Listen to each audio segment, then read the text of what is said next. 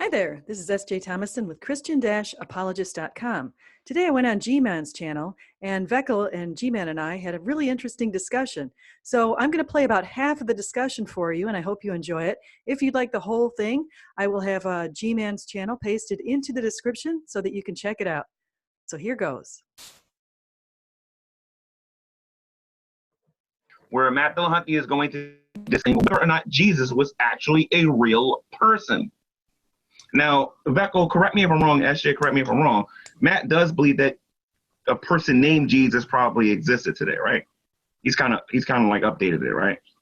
Yeah, you know, one of the best arguments against this idea of trying to pretend that Jesus is merely a myth, or Jesus was a man who walked on the earth and suddenly people gave him all of these different qualities, is to go to 1 Corinthians 15 and to also go to all of the atheists and agnostic. Many scholars, Gert Ludemann, Bart Ehrman, there's a whole bunch of scholars that admit that 1 Corinthians 15 is from a creed that was extremely early in the church.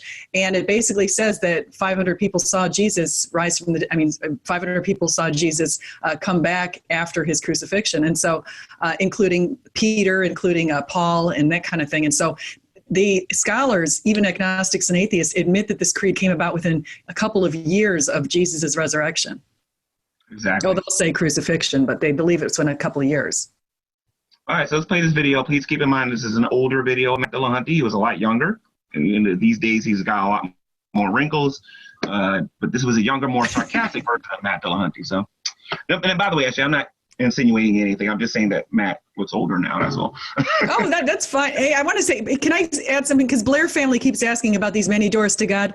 When I say that, I don't mean that there's a Hindu door and there's a Buddhist door. I don't believe that. I believe that there are only Christian doors to God, and I believe that all doors lead to Jesus, all Christian doors. So it could be different forms of Christianity, but they all go to Jesus if people believe in the resurrection in John 3:16.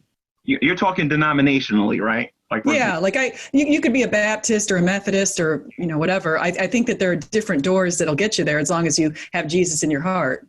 And it's an issue of doctrine, too. One of the things that I had to come to the conclusion, too, SJ, was because there's some things about this channel I don't think you know about, is that I have a strong opinion about the Catholic Church. So I used to say that if you was part of the Catholic Church, you was not saved or whatever. And that was my stance.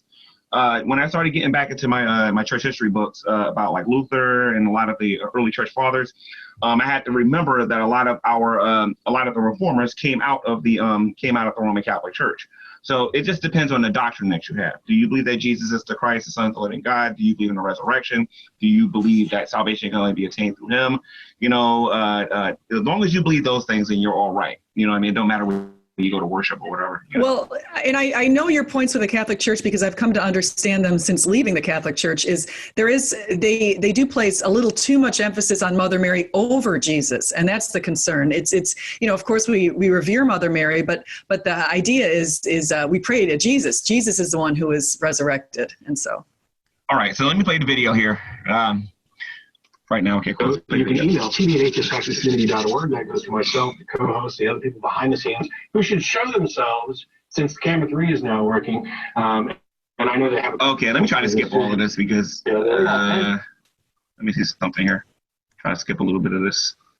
So this is going on. So this is over 11 years ago. So they've really been doing this for a long time, haven't they?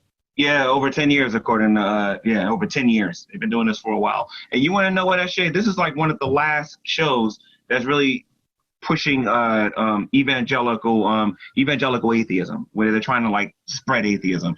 There really aren't that many YouTube channels no more doing this anymore. Most of them are just trolls. A lot of it's just trolling. That's what they've been reduced to. So I want this show to follow the same path, and I want this evangelical atheism to stop. You know what I mean? So let's continue. And I don't know if you're trying to. That's not hell. Yeah. I'd like to not be in hell, please. Anyway, they're being sarcastic right now. They're going to get to the Jesus thing in a minute. So John, Frank, Joe, Steve, Shelly, all of them back there. Pan the camera up so they can see that beautiful HD TV multi-display that you guys use. If only we had. I'm going to try to fast forward this. Here we go. There we go. All right. There's I apologize. A couple calls online. As soon as they're queued up, I'll get to them. as a reminder, in addition, you can go to the website. There's a frequently asked questions page and a number of other things. And by the way, what program are they using? Do you guys know? Because they have like video behind them. Me and SJ right now have like a still cam, like a picture behind us, an image. How do you get the video behind you, SJ? Do you know? I don't know. I don't know how they did that. It looks pretty cool, though. What about you, Beck? It's probably a green screen, and then they just superimpose it with some software that they have. So. Okay, all right. Actually, that reminds me of when you guys put picture, like G-Man put a picture of Shannon Q behind him in his green screen. I can put Shannon Q back here right now if you want. I mean, back to the books, you know, that this would atheist community gonna say books. G-Man doesn't even read books. You know, he has them in his house, but he doesn't read them. You know. Anyway, let's continue. As well, we don't have any super special events coming up in the next few weeks. But this idea we were talking about earlier about losing heroes, and then we have the caller about zeitgeist, where this thing about building heroes is a fiction. My take on this, because we get asked all the time about this Jesus as a historical figure, is it kind of along the lines of, how do you define somebody? For example, George Washington, we have it on good authority that this individual existed. It would be absurd to find out that he didn't exist. However, it's not absurd to find out that the story about the cherry tree is nonsense. That this little bit of myth has been glommed on to a life.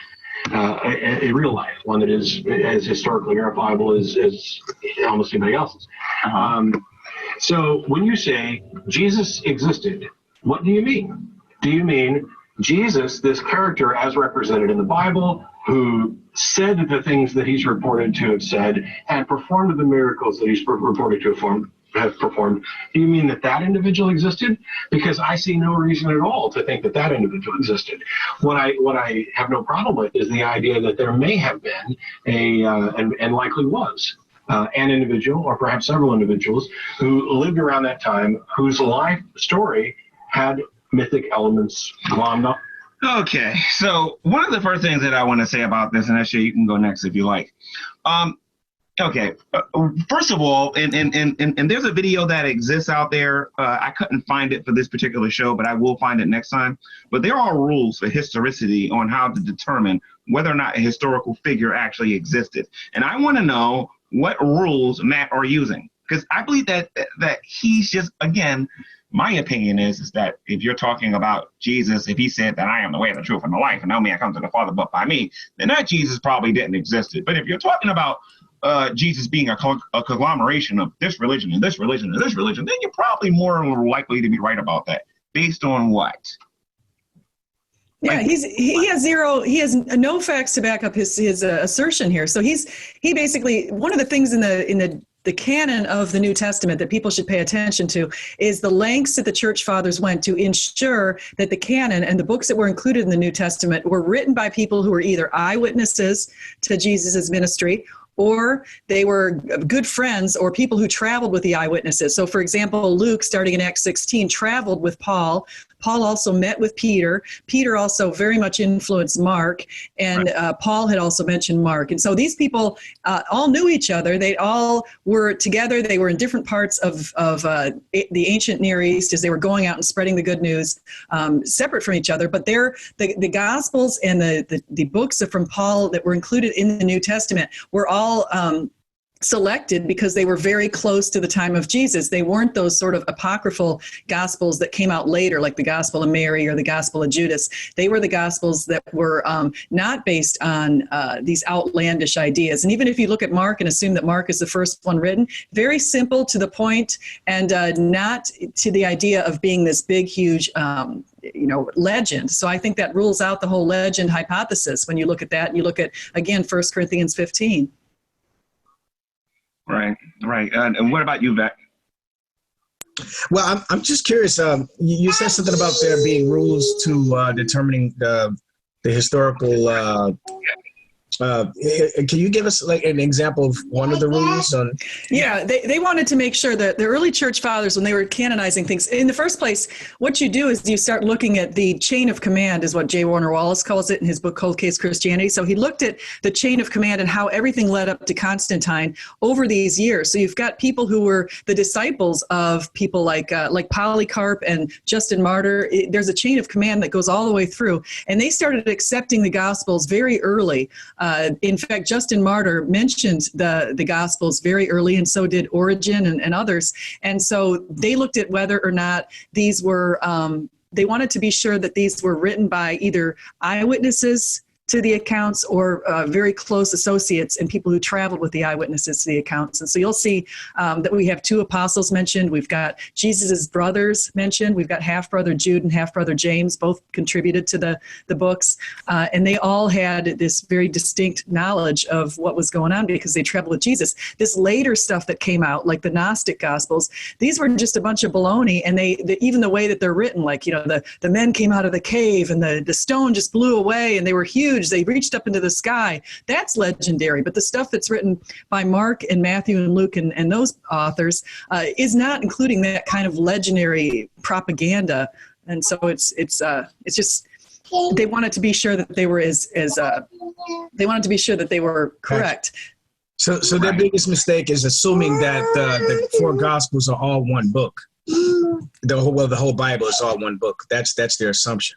That's a huge assumption. And it's a big mistake because, as you know, it's written by, there's 66 books by 40 authors, 3 continents, 3 languages, and over 1,500 years. This is not something similar to the Quran.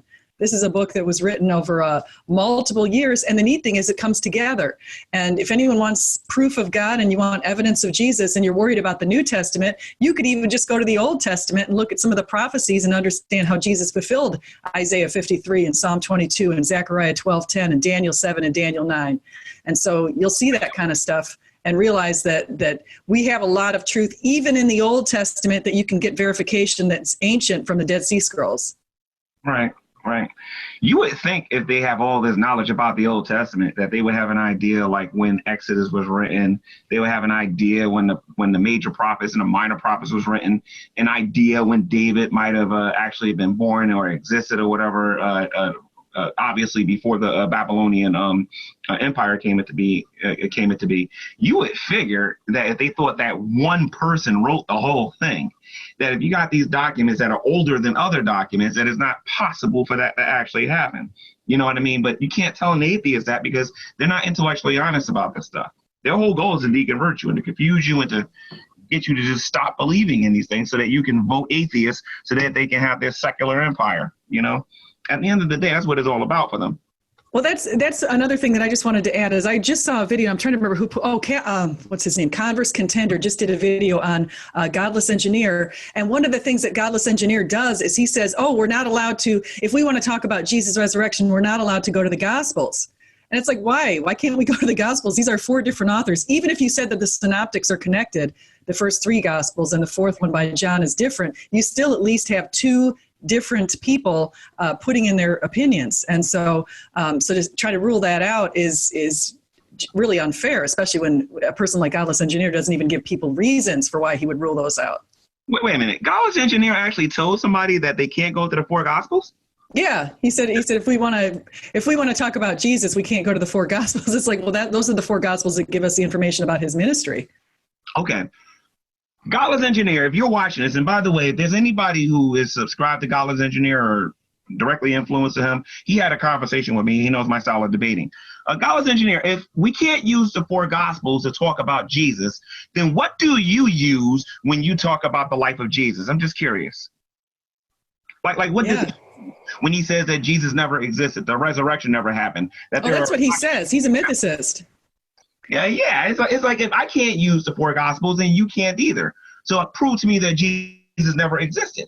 Because if we're going to go to these secular sources, I got you with Josephus, Tacitus, and a whole bunch of other secular sources. I got you beaten with a bunch of different things. You know what I mean? You're right. Yeah, you're right. And that's the thing. We have 9 secular sources within 150 years of Jesus' crucifixion that point to the New Testament and offer us validity for it. Exactly. And I actually have a little video over here where they actually break this stuff down, but we don't have enough time to go into that because I know SJ, usually around this time, G-Man, I got to go make dinner for my kids and everything and whatnot. So before you get to that, I want to finish with this video here first, okay? Just get to this here. Now, whether or not this happens all the time. Whether or not those were borrowed from other traditions or not, doesn't equate to a conspiracy. But the people who would claim, and it's just nonstop, that the Bible, as one of the early callers did, Ted Hovind and Ray Comfort can demonstrate scientifically that the Bible is true. No, they can't. No, they can't. There's not a single extra biblical contemporary account of any event in the life of Jesus. That added to the fact that some of the things the Bible claims are.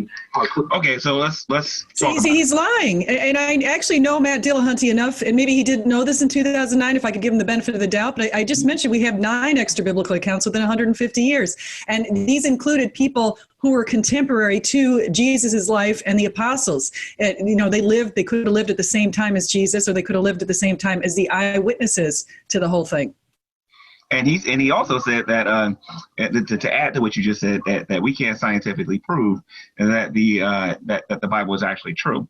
Well, for starters, we can prove through observation and experimentation that there were scribes that worked with the actual authors and actually put these books together. We can give you the years. We can give you the archaeology. We got Dead Sea Scrolls. We got a bunch of different things that we can use to prove these things. A lot of these things can be found in the Vatican, for crying out loud. Like, we actually have the actual originals. You know what I mean? And for him to say something like that again, and I know I sound like a broken record, Matt's got to be able to show you concrete evidence that Vekl, myself, USJ, any Christian out there can't sit down with him and say, let's talk about the first 5 books in the Old Testament and show why these things are reliable. Let's talk about the books of the prophets and why they're reliable, the books of poetry and why they're reliable. Why we can look at Daniel, because I know me and you was talking about that, SJ, with all of the accuracy that is actually mentioned in Daniel, why that book is legit. Why we can talk about in 90 AD how the book of Revelation is just as legit as the book of Daniel or the first 5 books of the Old Testament. Again, Matt Dillahunty is making a bunch of claims here. If you're a Christian and you're listening to Matt Dillahunty, challenge him on this. Make him provide for you factual evidence that you can't sit down and actually test the claims that he's talking about. Because I believe at this point he's using a religious definition for science rather than what science is. Science deals with observation and experimentation, what we can actually see. I can take that same lame argument that he just made, where he says that you can't prove that the Bible is true scientifically, and apply it to evolution, abiogenesis, his own claim as being an atheist. I can apply that to just about everything he actually believes as a secularist. So he's being very dishonest, but you're right, SJ. This was 2009, and he probably has changed his views today. Hopefully. Yeah. Well, I want to mention what you just mentioned with Daniel, because I think this is really important. There are a lot of atheists today, and I noticed this whole thing started with a person in the turn of the last century, so around the late 1800s, early 1900s. This person came out with this assertion based on Porphyry that basically said that the book of Daniel was written late. It was written in 165 BC because Porphyry looked at it and he felt like there were too many prophecies in the book, and it sort of scared him because he saw the divine implications of all the prophecies, and so he pretended it was written later than the author of Daniel himself had said. And I found a dissertation recently that a person wrote on the book of Daniel and its dating, and of course it does support the 6th century BC dating, which I think is very accurate because that's what the author said he was doing at the time. And there's some pretty neat things in this dissertation, but the guy who wrote the dissertation, and this is just to back up what you're saying, says that he's now working on, I actually connected to him through LinkedIn. He said he's now working on archaeological support for the the early dating of the book of Daniel, and he's got a lot of it. And so I can't wait to see when that comes out. Another reason why I need to go subscribe to S.J. Thomason. She defends the book of Daniel. Go subscribe right now, S.J. Thomason. Hit the subscribe button. Hit the bell. Hit the all. Get her to 2,000 subscribers before the spring get here, so we can talk about getting her 3,000. All right. Yeah, we got to get you more too. You and Vekl got a lot. You guys are already into the, what is it, 12,000? I got to look at how many you have here. I almost have 13,000. I actually have more than that. YouTube needs to just catch up everything. Every time I turn around, I gain 28, I gain 50, I gained all of these things, but it hasn't caught up yet. That's fantastic. It's funny you mentioning Daniel because I just started a new study on Daniel too. So I just finished chapter 5 yesterday. Hey, I've got a book that I'm actually working on. It's and I've got it in draft form right now. I'm still working on it. It's about 400 pages, but I've got a couple of chapters where I've done a really big deep dive into the book of Daniel. If you guys want me to send you a PDF file with that book, just let me know and I'll email it to you. Oh man, I'm dying to see. I'm dying to see how you interpret Daniel 9:27. I love Daniel 9. That's my favorite. And so, yeah, of course, if we look at Daniel 9 and we want to talk about starting at 444 BC, okay, 77 less 7 is 483 years. And when you multiply that by the 360-day calendar, that brings us to the year 33 AD. So the decree of Artaxerxes went out in 444 BC. And if we add that, it'll lead us up to 33, which is basically, it'll actually lead us to the time when Jesus went into Jerusalem on the donkey. And that's one of the reasons why that was when he officially sort of came out as the king at that point. That's very powerful. How you can be an atheist and actually know this? No, not you, actually. I'm talking about like atheists watching this. How can you be an atheist and watch this show and just listen to what SJ just said? You know what I mean? It's just mind-boggling. But let me play this video here. And again, SJ, I want that PDF if you can send it to me. Oh, I will. I'll email it to both of you guys. No obligation to read it, but if you want to see there are a couple chapters I wrote on Daniel where I referenced that dissertation and a lot of other studies. Or I could wait till you publish your book and just buy the book. Yeah, well, I'll get it to you earlier. All right, cool. So let me, and by the way, those atheists are going to buy your book and they're going to critique it and make fun of it. Just ignore them. Focus on the people that's giving you positive reviews. Oh yeah, that's true. Hey, Vekl, JWar44 wants you to type something so he can, he or she, I'm not sure if JWar is a female or male, but they want to probably go to your channel. So. Yeah. Yeah. Check out his 12. By the way, actually, have you seen his 12 series yet? No, I'll have to see it. Vekl, did you make a playlist of that yet? You got to see his 12 series. Awesome end time cartoon he's doing on his channel. He's working on the last one. That's episode 12. Actually, I'm telling you, it's better than any of the Left Behind movies. It's better than all of them. You got really. That sounds great. So 12 series. What's it 12 of? It's various different events of what's going to happen before Christ returns in cartoon form. Oh my gosh, I would love that. Hey, let me ask you guys this. I know this is going off topic just slightly, but it has to do with this whole thing. You know what I've been investigating lately is I've been looking into the correlations basically between the Madai, which is this Antichrist or Christ figure in the Muslim text, and the Christian text of our Antichrist, and the correlations between the book of Revelation and the man on the white horse and that sort of thing with the Muslim text. And it's really interesting. If you look at that, they're actually really connected. From what I understand, the person that's going to be returning for them is supposed to be their Messiah or whatever, and then our Antichrist obviously is our Antichrist. But the person that they're waiting for is the actual Antichrist. He's going to be the one that's going to bring holy war, if I'm not mistaken. He's going to be the one that's going to convert everyone to Islam. Well, actually, that's not really what's going to happen. No, that's exactly what they're saying it's going to. I mean, according to their religious text, that's what they're saying is going to happen. And they're also saying that Jesus is going to bow to him. That's the part that really bugs me. Oh, that's never going to happen. No, it's not going to happen. But it's interesting that they think that. So when you read their text and you read our text and you put it together, you're like, wait a second, what's the influence of the Muslim faith? I'm just saying. That's right. Their Christ is going to be the Antichrist, and he's going to be the one that's going around marking everybody and ultimately forcing everyone to worship him. That's why, spiritually speaking, we look at this strictly from a spiritual perspective and not just look at it with our eyes. That's one of the reasons why I believe the atheists don't attack Muslims all the time, because they got the same spirit. You know what I mean? In the sense that they're both against Christ. You know, both Antichrist. Exactly, because if you're for Christ, you're going to argue for him. You're going to do the things that Christ told you to do, and you're going to do it naturally. It's just going to roll off you naturally. But it doesn't matter if you have another religious belief. If your religious belief goes against Christ, the atheist ain't going to see and the only reason I'm bringing them up is because of what we're talking about here today. But the atheists are naturally going to more lean towards those other religions rather than Christianity. You know what I mean? Because of the spiritual connection or whatever. Yeah, so, and even sometimes, G-Man, you've seen this before with our interactions with people in hangouts and stuff like that.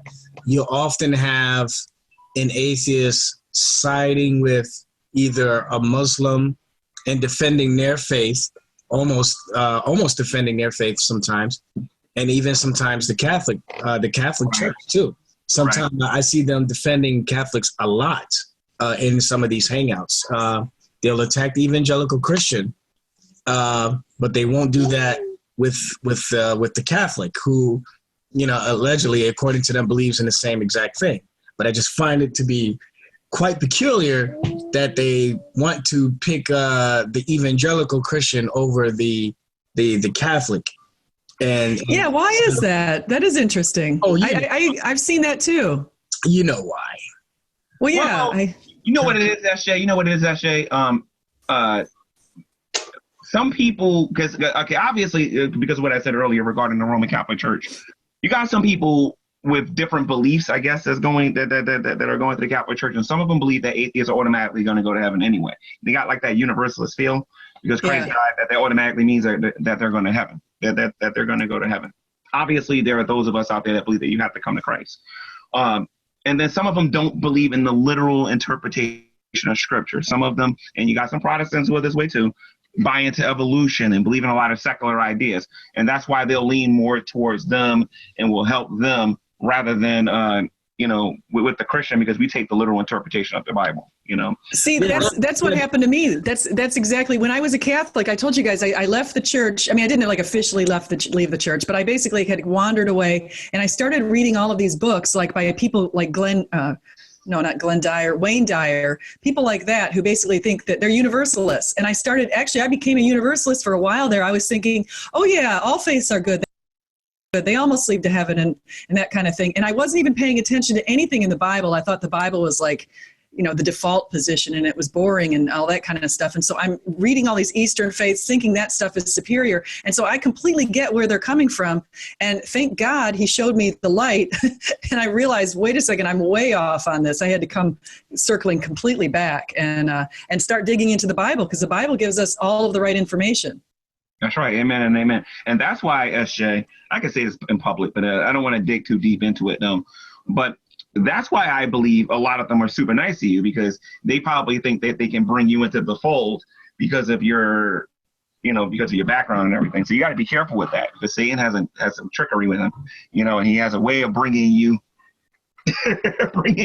They see how polite she is and how educated. She doesn't seem as and I'm not saying that you're not by any stretch of the imagination, SJ, but they don't see you as as strong-willed as an individual like G-Man or myself. So they feel. Yeah, you're right. Well, I'm a woman, and how many females are even doing what I'm doing? Yeah, it could be that too. It could be that they say, hey, you know, she's soft. You know, we could probably, she's probably more pliable in personality. So maybe we can kind of swoon her into, you know, getting away from the faith. You know, if nothing else, Catholicism, get her back into Catholicism, and then we can work her way back to atheism from there. You know? Yeah. But you know what, just to point out what you're saying here, I do see, I was wondering this because I saw, have you guys seen the group called Apologetics Empire with David Wood and a whole bunch of people like What Do You Meme and those guys? Yep.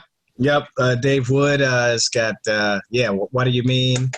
A whole bunch of them. And they're all men. Like every one of them is a man. And I thought to myself, where are all the women? And just because of course I'm a girl, so I'm like, where are all the women? And so I actually looked around and I realized, you know, there's really not that many females doing what I'm doing. Like this is really rare that females even have YouTube channels in apologetics. Right. It is. I would like to see more women. I would too. That'd be great. Keep doing what you're doing, SJ, and more will follow. Keep doing what you're doing. That's why we got to help you get those subscribers and get you some consistent viewership. Because the crowd that you got watching you is a pretty good crowd. I mean, for the most part, you got positive people watching you. You know, you got your people that's critiquing you, like, you know, Shannon Q and like the engineer and some people like that. But for the most part, I think you're doing a good job. Yeah, yeah. Well, I mean, there is always going to be people critiquing us, so we just gotta Gotta do critique what we them gotta back. do. Gotta do what we gotta do. But let me play some more of the video, and then after that, if you want to answer some questions from the audience, we can do that. But play a little bit more of this. Completely wrong, although apologists will try to spin them in a number of ways, means that we really can't say with any good reliability that this figure did exist. If every element of this, of what we package together as the person, is something that is questionable, virgin birth, what? Walking on water, what? The words, which don't necessarily match, which we don't have originals of, which we have. Okay, first and foremost, he's conflating things here, right? He's being unfair here. Let's just talk about Jesus being an actual person. Again, like you talked about, we got those 9 sources, right? We see the impact that Jesus actually had in the Middle Eastern world when he lived and when he died, and how the apostles reacted to his resurrection, right? Then there is the idea of the claims of the miracles, right? And he's taking the two and he's combining them. The question isn't whether or not Jesus, was this person that was able to heal the dead and all that other stuff. Raise the dead and heal people with their sicknesses and all of that. The question is whether or not he actually was a historical figure. Did he exist? And he's being intellectually dishonest about that.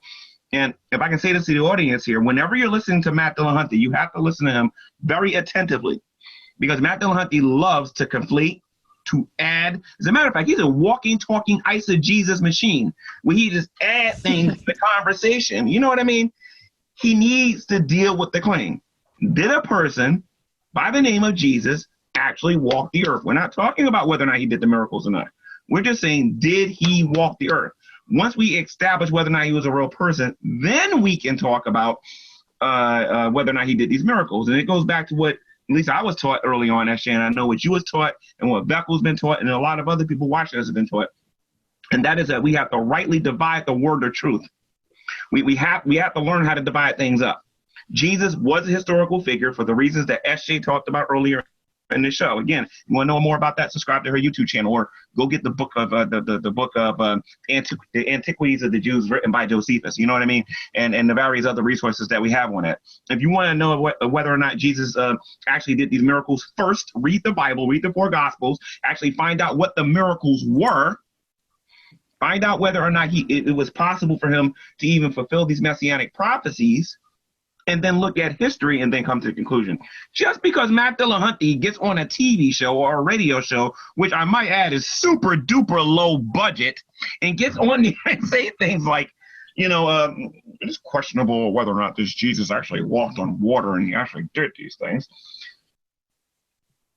Just because Matt says it doesn't make it true. Anyway, Ashley, I know you're dying to say something. Go ahead, Ashley. No, I completely agree with you on all your points. I think there's a great points. And I think that you're highlighting something really important, is this idea that just consider the implications of a man who was crucified on a cross, who had the people who hung out with him were people like fishermen and taxpayers and tax collectors and tent makers and just sort of the lowest of the low in some cases. And you've got these people. How did they suddenly go from zero or just a handful of people to suddenly 5 to 6 million people by the year 313 when Constantine finally legalized it? How did they get to that level without some sort of divine intervention? I mean, you've got a guy who was crucified as a slave. He was treated as a common criminal. And how did this faith go from that to where it is today, or even where it is after Constantine? It was about 50 million in the year 350. So what happened? I mean, we had to have divine intervention, and Gamaliel in Acts 5 told us that was going to happen. And that's despite the amount of persecution that the church was going through, even prior to 325 AD. Because they always want to right, Council of Nicaea, right. 325 AD, that's when Christianity was created, right. But this is the tack that I would take with them. I would ask them, okay, you don't believe that Jesus was a real person? I think this is important. Did Herod, the king of Israel, did he exist? Yes or no? You have to ask him this, because while I didn't do like 4 years in college, I did do 2 years, and I was taught religious studies when I was in school. Okay, and one of the things that they showed me a few times in several classes is that Herod was a real person. This is before I became a Christian. That Herod, that the king of Israel during the time of Jesus was a real person. Okay. If he was a real person, here's the next question. Was Pontius Pilate a real person? Can we actually prove that he was really a Roman emperor? Yes or no? I'm sorry, or a governor. I'm sorry. Can we prove that he was actually a governor in Judea during the time of Jesus or whatever, right? If we can prove these things, can we actually prove historically that the people that a person named Jesus was probably crucified? Can we prove that Christians or people that was calling themselves Christians back then existed? Because that would be very important, because if they did exist, then all of the stories prior to that would exist. Can we prove that the Emperor Nero was cutting their heads off and using their heads as candles in his garden? Can we prove that there was a fire in Rome and that Nero actually blamed this event on Christians? Can we prove that Christians were being fed to the lions by the Roman Empire? Can we prove Roman history? Of course we can. That's why this argument that Matt Dillahunty is making is one big giant argument from ignorance, if you ask me. One big giant meatball of an argument from ignorance, if you ask me. What do you say, Vek? I have to be honest. I missed part of what you're saying because my being a little distracted there. So, all right, don't worry about it. Actually, what do you say? Yeah. No, you're right. We can prove, and even you've mentioned these authors before, but like Tacitus, Josephus, there's a lot of ancient authors who are even outside of Christianity who support Christianity and a lot of the biblical characters. So we've got, a lot of evidence with Pontius Pilate mentioned. We have evidence of Herod, and we have evidence, of course, of Jesus. And Tacitus, who's very hostile to Christianity, is one of those sources. Exactly. So again, when Matt's sitting here and he's questioning whether or not Jesus existed, sometimes I wonder whether or not I should do a video and question whether or not Plato existed, and be dead serious doing it and use these same line of argumentations. I've never seen his bones. I've never seen his grave. You know what I mean? I've never met the man. Maybe I should start going around saying Plato never existed, that Socrates never existed, Shakespeare never existed. Maybe I should start saying that the old popes that supposedly did all these horrible acts, according to the atheists, never existed. You know what I mean? Because there are no consistent rules of historicity that Matt Dillahunty and the atheist experience are following for us to actually dictate whether or not Christ was a real person or not. It's just crazy. It's just their opinions. And atheists have to get this through their head. Your opinion is not a way of understanding the world. We form our opinions based on actual information and facts, and based on worldviews or whatever. You know what I mean? We don't form our opinions for the sake of our opinions. You can't do that. There has to be rules of historicity for you to come to the conclusion whether or not a person existed or didn't exist. Actually, I'm pretty sure you got proof that you have a great-great-grandmother, right? Yeah, you're right. Well, that's the thing. I just think about the kind of evidence. I watched this debate between John Loftus and David Wood yesterday, and I actually did a video on the debate with John Loftus and David Wood. And John Loftus is like, well, I've never touched him. I've never seen him. I'm like, well, come on. I've never touched George Washington either, but I know he's one of our presidents. Again, their bias prevents them from being honest like that. So, SJ, are you ready to take some questions from the live chat? Because unless you want to hear Matt talk about this a little bit more. No, I'm sorry. Wilson says, guess I'm blocked from this channel, but I can see I'm sorry Wilson's. I can see him too. He's not blocked. Blocked. That's one of their tactics to get attention. Let me just stop this here. We're going to stop the screen share, and you're going to see the bookness, awesomeness of me and SJ. SJ's got Jesus is Risen. She's got Bill O'Reilly. She's got my book. There's some Bibles here, and I got me some awesome books here. Hope you guys love them. I would grab one of them, but it's too far back there for me to do it. Yeah, your books look really cool. My books, I need to update that photo actually, because I've got some new books. I just finished I'm about to finish Dominion. Got some really good book recommendations. I've read, in fact, I just read Jezebel by Michael Brown that I just talked about a little while ago. That was featured apparently on Skylar's channel. I just looked at Skylar's channel and I see that he did a rant against Michael Brown. So. SJ, just out of curiosity, how many years have you been actively aggressive with doing apologetics now? Only really since 2014 I started. 2014. So you've been doing this for about 5.5 to 6 years, huh? Yeah. But I'm inhaling these books. I mean, I probably read at least one book a week. That's an apologetics book. I just absolutely love these books. And so I feel like I've learned a ton. And when I first got into this, here, let me just mention something. When I got on Twitter at first, the atheists discovered me probably around 2015, 2016, because I would do these hashtags with Christianity. And so one of them challenged me. He said, I dare you to go read Bertrand Russell because you'll convert to atheism. And I remember being kind of scared, thinking, oh my gosh, what is Bertrand Russell going to say? And then I read it and I thought, that's the best they got? Are they kidding me? It's terrible. It's just like, and so, I mean, really, those books, and then the new atheists, they're even worse. I read God Delusion by Richard Dawkins. I read Sam Harris's Moral Landscape. I mean, this stuff's trash.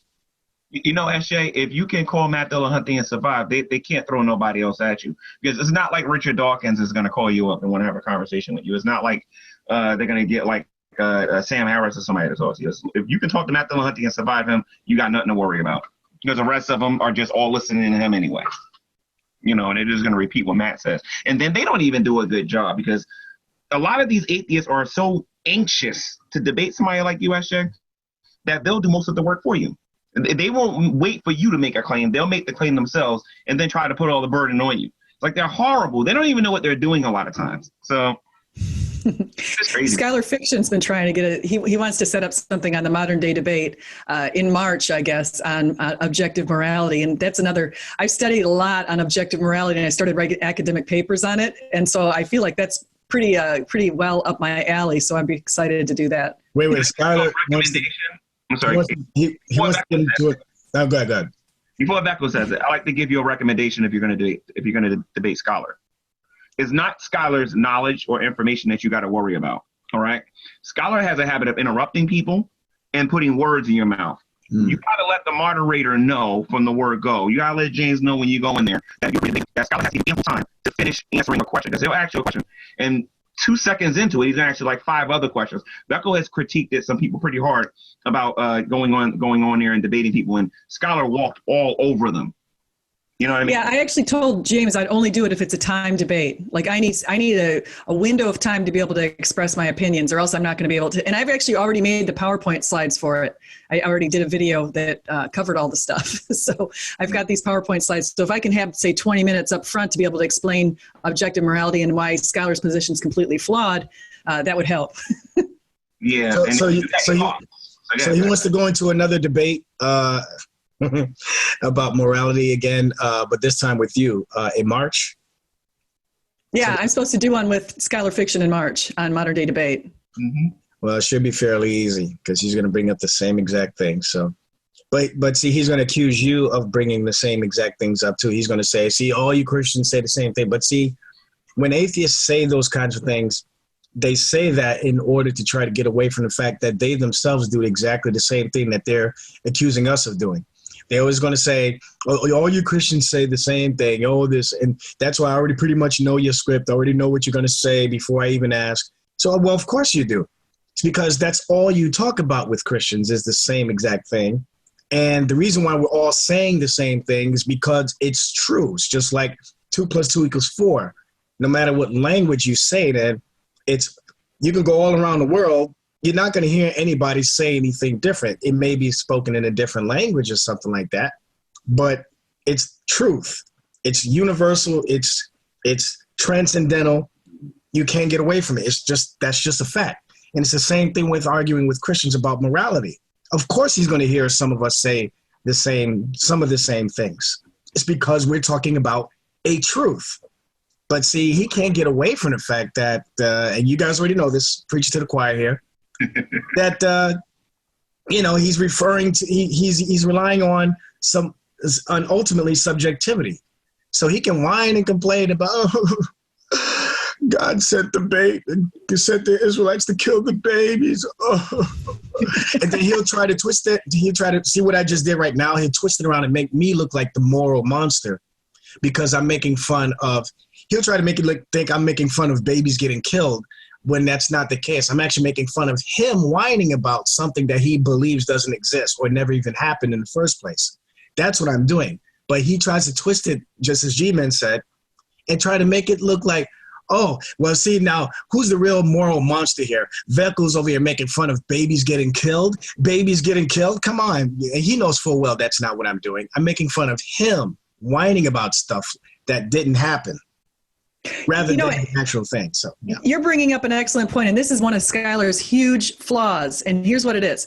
Schuyler his favorite thing to do is to go to the Old Testament and to pull out things like that he thinks imply that God is genocidal, or that God killed the innocent babies in Noah's Ark, or that or that he endorsed slavery. Like, he'll use the word endorsed slavery when God regulated slavery. So he'll do all this stuff, and he'll make judgments about what he thought went on in the ancient Near East. And I say, wait a second, Schuyler, what objective standard are you using to judge what either God did or what the people were doing back in the ancient Near East? You can't when you're a relativist. You can't, this is just your opinion. Then he'll say, oh, well, it's my opinion that he did the wrong thing. Well, so what? It's my opinion that he did the right thing. Now what do you want to do?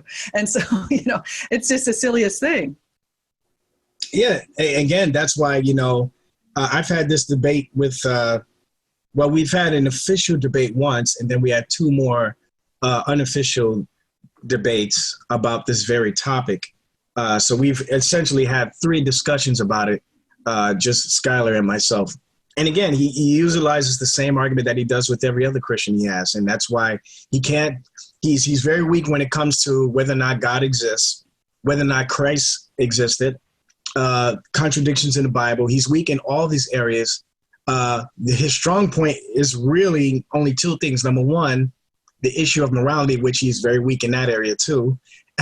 And his other strong point is, name calling. Yeah. So personal attacks. Yeah. So he's very strong in that area. So you got to leave. That's why I told him I wasn't going to go. See, what happened was we had a debate scheduled, and I was going to go on to James' channel. It was a while ago, and it was on like a Sunday night at 8 o'clock. And right before that, Schuyler puts out this video that he calls me clueless, and he's got me dressed up like Reese Witherspoon's body. And I said, well, what are you doing? You want me to debate you, but then you're going to use this like kind of like low-level second-grade tactic of calling me clueless and making this big video about it. And then if you can't at least be a little bit more mature, I don't see a reason to debate you. So I canceled the debate. And then he got mad and he did a bunch of videos on that.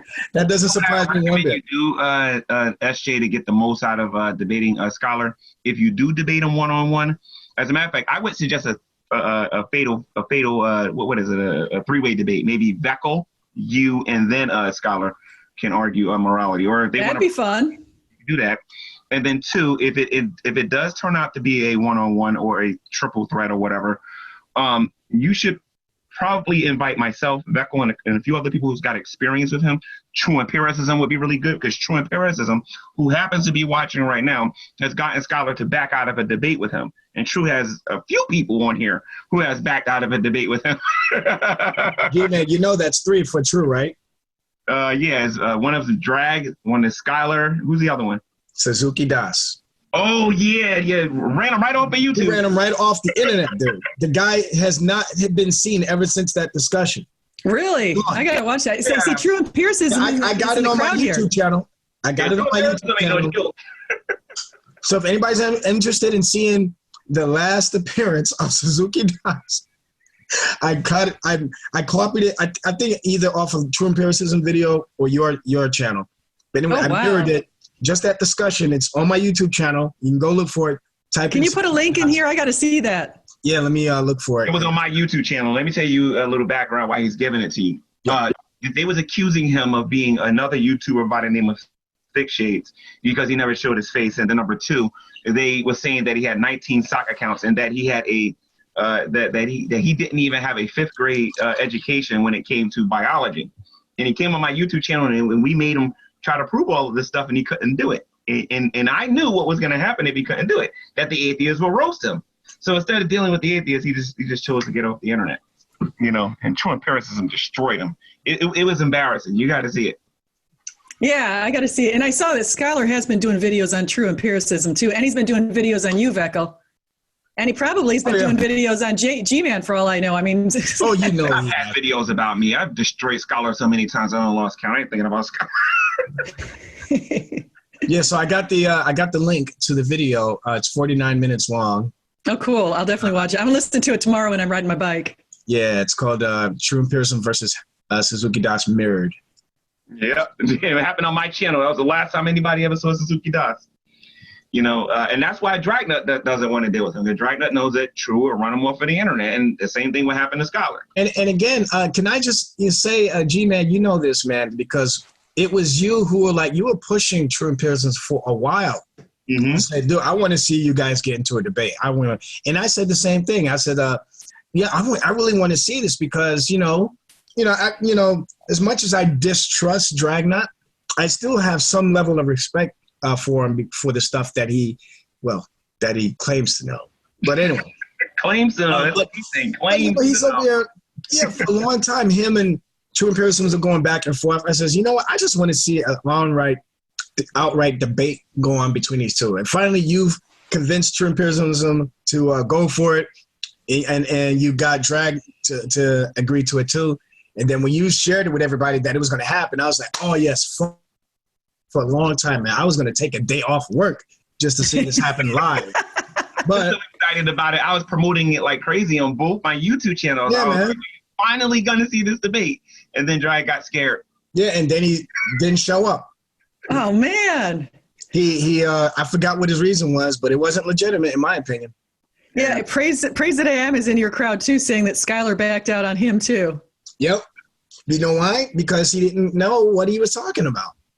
Hey, Vekl, you're going to laugh with this one. Somebody by the name of We Fall Down, but We Get Back Up says, debate him about fulfilled Bible prophecy. He wants to debate me? No, he wants you to debate Skylar on fulfilled Bible prophecy. I guess he's cocky. Oh, man. I was supposed to debate him on that. I was going to debate him on, I told him I wanted to debate him on fulfilled Bible prophecy. And he's like, oh no, we're only going to debate Daniel 9. And I said, I don't want to just debate Daniel 9. I'd like to be able to go into all the fulfilled biblical prophecies. And so, because there's a whole bunch of really good ones that people need to know. And they're like, oh, you're just going to do a Gish Gallop. I would love to debate Scholar on that. And actually, the prophecy that I would like to fulfill, the prophecy that I like to talk about, you guys know the prophecy about what happened when Eve sinned in the Garden of Eden, where it says that the woman will desire the position of a man. Mm-hmm. I would love to talk about that feminism today. I would love to. What I have a feeling Skylar's going to do, though, when you do want to challenge him on debates on the other prophecies other than the ones in Daniel, is do one of these. He's gonna run. I don't want to debate you, man. Well, it's because there's so many good prophecies. I mean, you guys, if you're in the crowd and you're an atheist and you want to just know if the Gospels are true, I mean, there are so many prophecies that Jesus fulfilled. Malachi 3:1's another one. Malachi 3:1 said that the Anointed One's going to appear in the temple, and the temple was destroyed in 70. So we know that the Anointed One had to appear before the temple was destroyed. Check out Vekl, man. He's classic. You got a lot of experience with Mr. Fiction, and Mr. Fiction can't defend his fiction. If you listen to my last rap I did on this channel, Vekl, you remember what I said? I said that listen up, Scholar, I'm going to make a prediction. You're going to run from Vekl because you can't defend your fiction. Why do you think he calls himself fiction anyway? I mean, it's kind of like saying, I'm telling you, it's all fabrication, baby. Pretty much half the stuff that comes out of his mouth. Yeah. I don't care about no babies because, you can't be pro-life and then say you care about you. You can't do it. He goes, oh, a guy ordered the genocide of all of the men, women, and babies. Now, mind you, the men and women ain't important. Only the babies are. Oh, what about the babies? What did the babies do? What about those aborted babies that you support should be killed, Scholar? I find that really odd. You notice that a lot of atheists get really mad if they say that we support capital punishment. They get very mad with capital punishment, but then they're behind pro-choice and they're saying that, oh, women should have every right to their bodies. They should be able to abort babies. I mean, some of them say even after the third trimester or some, I mean, you've even got Peter Singer saying that you should be able to do infanticide on newborns. I mean, this is crazy. And so they'll say that, but then they're like, but capital punishment is just so wrong. And I'm like, well, why? The person who's punished by death was punished because they did something egregious, and babies that are innocent inside of the womb did zero as far as the innocent getting punished for doing something wrong, and the guilty should get punished for doing something. I mean, you know what I'm saying? So it's like the opposite of what it should be. Mm-hmm. Mm-hmm. Yeah. So yeah, scholar fiction is SJ, debate him. He'll be easy. Just make sure that you tell the moderator that you need time to talk, because that is his worst nightmare. Because if you get the opportunity you need to talk, he's done. He's done. All right. I have to agree with that. I mean, you just look at the conversation that he had with Matt Slick. He had two of them, or well, actually he had more than them, but I think he had two of them on Modern Day Debate, if I'm not mistaken. And they both pretty much went the same way. Again, it seems like, and I think I'm partly guilty of this too, at least in the past anyway, that whenever you're confronted by somebody who is quick-witted, who's able to give you a quick response to any objections or any questions or any answers that you make, there's a part of you that gets a little bit intimidated and prideful, and you start getting scared that you're going to be shown to be some sort of idiot. And I really hate to put this out, but it's the truth though. Scholar Fiction is he's a very prideful individual, and you can tell this just by some of the content that he puts on his channel and some of the responses that he has to some Christians. A lot of his response to some of these Christians, especially to people like USJ, because you're like one of the sweetest people I've met here. I can't for the life of me understand why he would go to such lengths to ridicule you and to jump on this level of this mindset where he just feels that he has to personally attack you. Can do it to a guy like me, I can understand that. Maybe to G-Man, I can understand that. But you, I've never seen you initiate any type of name calling or personal attacks towards anybody that would warrant this behavior from people like Skylar. And yet he resorts to doing this to people like yourself. And I think it's because, actually, I'm fully convinced this is a hill that I'm willing to die on. It's because of his pride. There's pettiness that we see. True Empiricism pointed this out several times in one of his own personal videos. And I have a whole video expose against Skylar. The guy is just very petty, and he solely found his whole existence here on YouTube is solely founded on his pride. That's all. It's not about truth. It's all about him, That's right. That's right. And True Empiricism is saying he's going to overtalk SJ like crazy. And then he says, because the reason why Scholar is going to do these things is because she's smart and is threatened by her. A lot of them are threatened by you, SJ. So I'm telling you, the longer you stay on here, the more you're going to be attacked. They don't like seeing educators arguing the way you do. I'm telling you. Hey, G-Man, I want to ask SJ a question. Sorry, my dog. Because I think you might be you're more educated in this area than anybody I know. But I've heard this argument before about going back to 1 Samuel 15. All right, so the argument is that God commanded King Saul through the prophet Samuel to kill all of the Amalekites, including men, women, children, and the babies, right? There are some individuals, some Christians, including one of my daughter's godfather, has this position, such as this guy here in the side chat. We all fall down, but get back up. They have this belief that God put out this command to kill all the Amalekites, including the children, because they weren't human. So they're asserting that these Amalekites were some offspring or offshoot of one of the Nephilims or something like that. So I want to know if you ever heard of that position, and if so, do you agree with it or not? And if so, why?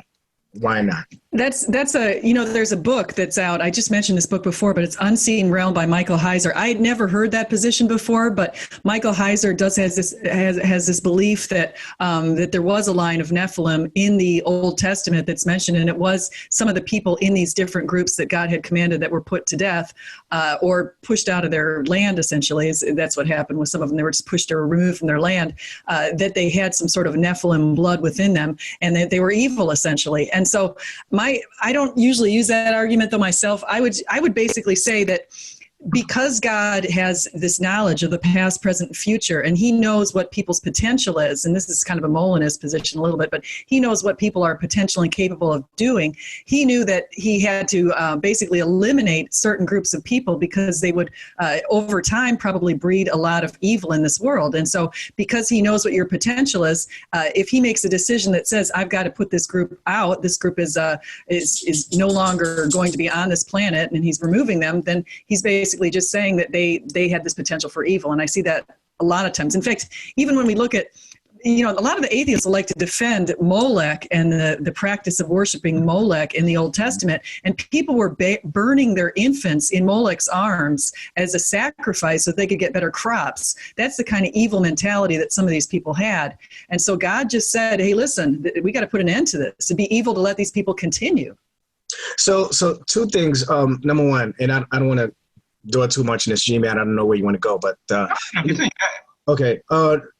One of the things I hear is, I think somebody, the RC actually mentioned this too, and some other Christians believe too, that the language that was used in 1 Samuel 15 was hyperbolic.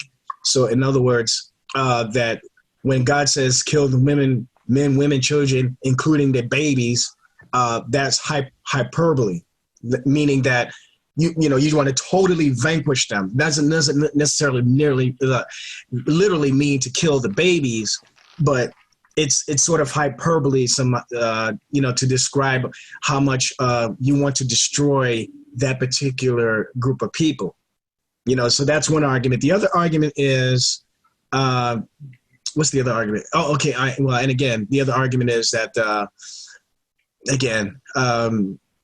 what was the other argument? The other argument was, that these beings were the offshoots of the Nephilim or something like that. But see, I personally disagree with that, because when I hear Christians resort to that line of argumentation, try to say, oh, God wouldn't put this kind of command against humans, so that's why we know that these had to be Nephilim or half God, half angels or something like that. To me, that's kind of an eisegetical approach to the text, because I don't see anything, unless you can point it out to me, because I've read 1 Samuel 15 many times, and I've never gotten any idea that the Amalekites were offspring of the Nephilim or related to the Anaki, I think it's called, which Goliath came from and stuff like that. So go ahead. Well, that's what I was going to mention, that there is a possibility, although I'm kind of wondering how, because if everybody died during the flood except for the people that was on the ark, right? Family, I guess. Yeah, but it seems to me, but let me just I'll wrap it up here. To me, I think Christians are in danger of compromising the truth of Scripture just because they find things in the Bible about God's actions or behavior that they may not agree with or maybe understand. So in order to try to make the gospel or things in the Bible more palatable, they'll try to soften these things by saying, oh, well, they weren't really human. They were just half human and half something like that. So they were cursed offspring. So, morally, it doesn't matter. And that's the impression I get when I hear these type of arguments saying that the Amalekites weren't human.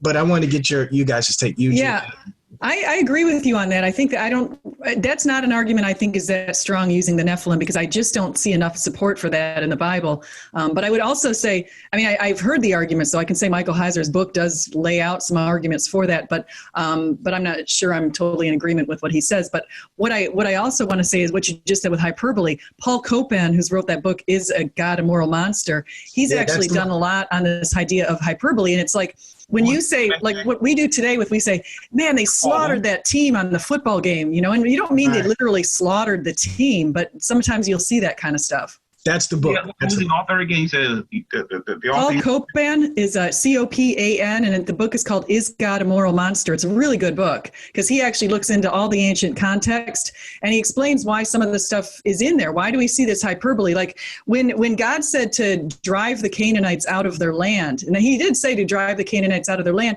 Canaanites could have taken their babies with them or their wives and moved along, but the ones who chose to stay there chose to fight. And so you probably would imagine it's not the babies who are staying there. I'm sure they would, put their babies in a safe spot out of Canaan if they knew they were about to go to war, essentially. And G-Man, for you personally, well, not personally, but because we talk to a lot of the Hebrew Israelites. They like to refer to passages in the Bible that talk about how all of Edom is going to be wiped out and stuff like that. Mm-hmm. But we know, you and I both know that's not the case, because first of all, we see Edomites reappearing, and Canaanites doing things with the Israelites later on. And even in the book of Amos, it talks about how there'll be some remnant of Edom being preserved by God himself. Actually intermarrying with them too, because in the law, they have permission after the third generation intermarry with the Israelites. Enter Doeg the Edomite, I think was a servant of David. I forget exactly where, but yeah. Right. So. Yeah. Actually, one day we got to get you on here for a Q&A. Like we can just ask you questions and everything, and just like pick. Yeah, and I'll ask you guys questions. I like these. I don't have too much more time today, though, guys. That's the only thing. I got to get some dinner going and stuff. But yeah, those kids are gonna get hungry. I say, Mom, where's the food? Yeah, they're getting big, Yeah, the dog in the background. Dog sounds hungry too. Yeah, they had a friend come over and knock on the door, so the dog goes crazy. All right. Thanks, G-Man, for allowing me to come in, man. Yeah, no problem. Vekl, before you go anywhere, I want to make as a matter of fact, SJ, if you're not doing nothing tomorrow, I got a really interesting Google Hangout that I want to do tomorrow. What time? My calendar. I don't know if I'm doing it on this channel. I might do this on GTV because I specifically want the atheists to watch this one. And I'm thinking about talking about what should be done with the mentally ill, and then 2, capital punishment and why it's necessary, or capital punishment versus rehabilitation, because we need to talk about this. You know what I mean? Like, I take different views on capital punishment. I could probably be talked into rehabilitation. I probably could be talked into that, but let's do it though. I'm going to try to find at least one atheist that thinks that's okay, that's respectful, and see, maybe I can get Shannon Q in here.